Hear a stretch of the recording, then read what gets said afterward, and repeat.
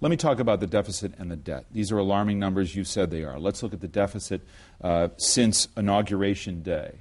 1.2 trillion now, 1.4 trillion. It's up 17%. The overall debt, Inauguration Day, 10.6 trillion now, 11.9 trillion. What's it going to be a year from now? Well, it's going to have to come down. No, it's too high, and I think everybody understands this. You know, we got these two central imperatives: restore growth, create jobs, but make sure people understand we're going to have to bring those fiscal deficits down as growth recovers. First, growth, though. Without growth, you can't fix those long-term fiscal problems.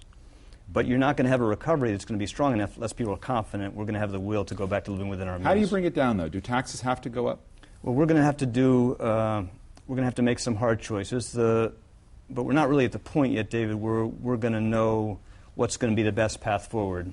The President's very committed to bring down these deficits. He's very committed to doing so in a way that's not going to add to the burden on people making less than $250,000 I mean, I think a lot of people, it's fair to say, what are hard choices?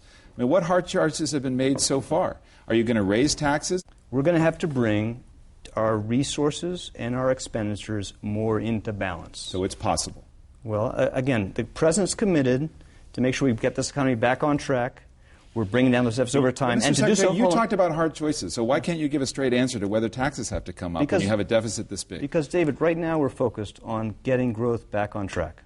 Okay? And we're not at the point yet we have to decide exactly what it's going to take. And I just want to say this very clearly.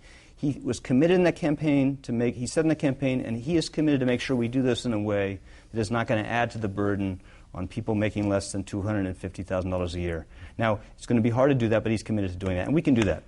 You can do it, but it's still a chance that you'd have to raise taxes and go back on that if you've got a debt this big. We're going to have to do it in a way that's going to help to meet that test, meet that commitment, the commitment he made to do it in a way that's fair to Americans, and make sure we do it in a way that's going to provide for growth and recovery going forward. But we can do this. You know, this is not beyond our capacity as a country to do. But first things first, and right. Unless we have a recovery, our long-term debts are going to be worse. Now, you didn't raise health care yet, but what's happening with health care now is very encouraging.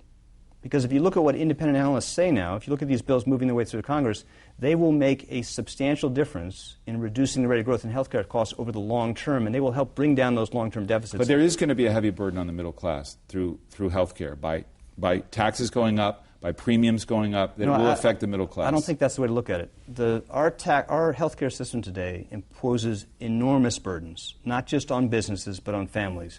There are very high hidden costs to our current system. And the best way to add to our long-term deficits and the best way to add to those burdens is to not reform health care today.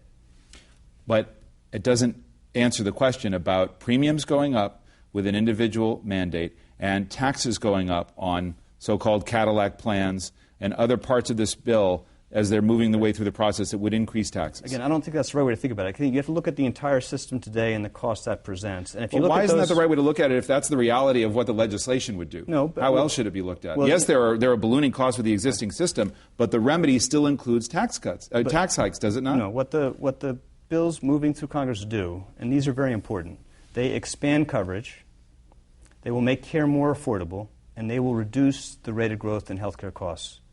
And in that sense, they're going to provide a more fair system, so families are not going to live with the fear they lose their job, they're going to lose health care.